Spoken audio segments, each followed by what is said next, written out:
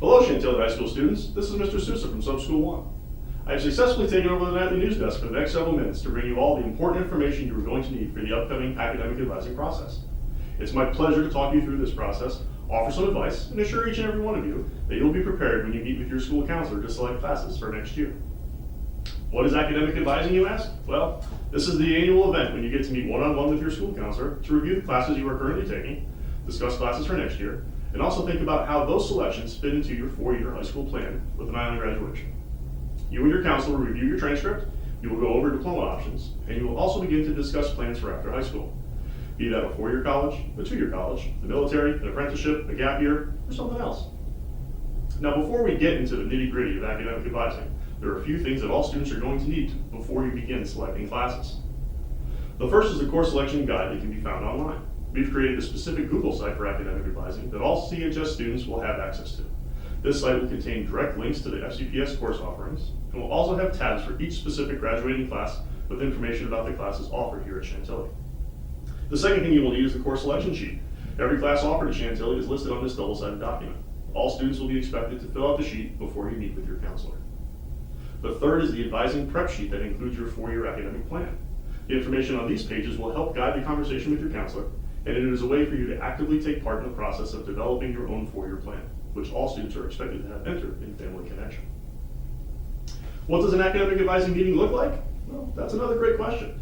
To help answer that, let's take a look at this example. Welcome, Natty. Are you ready for your academic advising meeting? No. So you don't have your course selection sheet? I can check.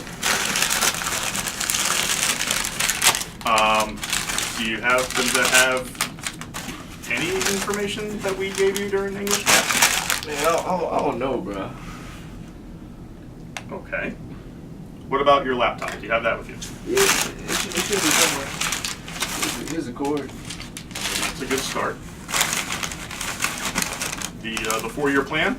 No. So we could talk about classes for next year and then what that'll look like for all 4 years of high school? I have no idea what any of this is. I'm sorry. Okay, Natty, we're gonna have to do this a different time after you've done a little bit of prep work. Maybe we could try that again? Hi, Mr. Sousa. Hi, Natty. Ready for academic advising. I have my course selection sheet right here, and I got my laptop right here. Okay, great. Let's put that to the side. Let me see your course selection sheet. All right. And do you also have the student questionnaire? Yes, I do. Okay, awesome. How about your four-year planning sheet? Yeah, I have that on my laptop on a document. Awesome. Great. And we're also going to look at that in Family Connection as well. So, Natty, do you have any questions or concerns before we start talking about your classes for next year? Yeah, I just have one. Do these classes that I applied for meet the requirements for the advanced diploma?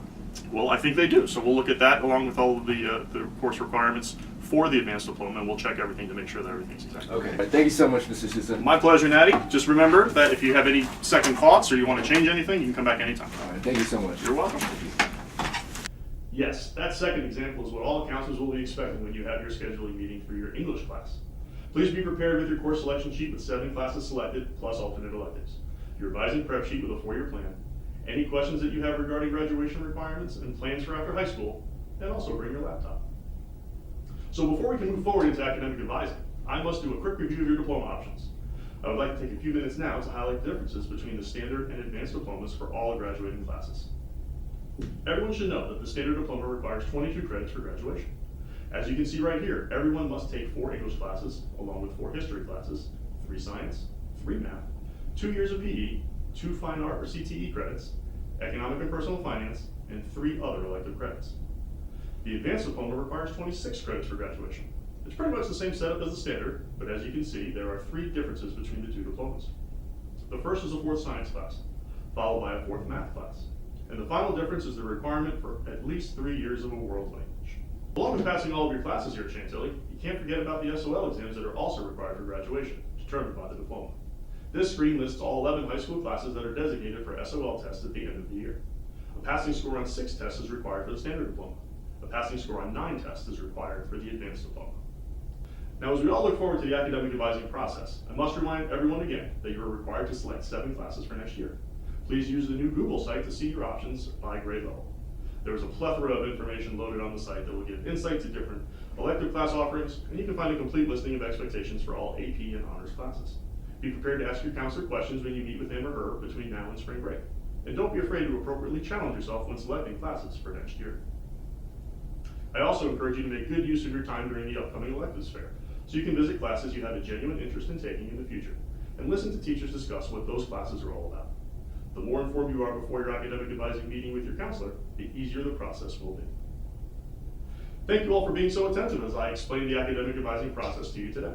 I wish you the best as you meet with your counselors to pick classes for next year. Make good choices. Good luck.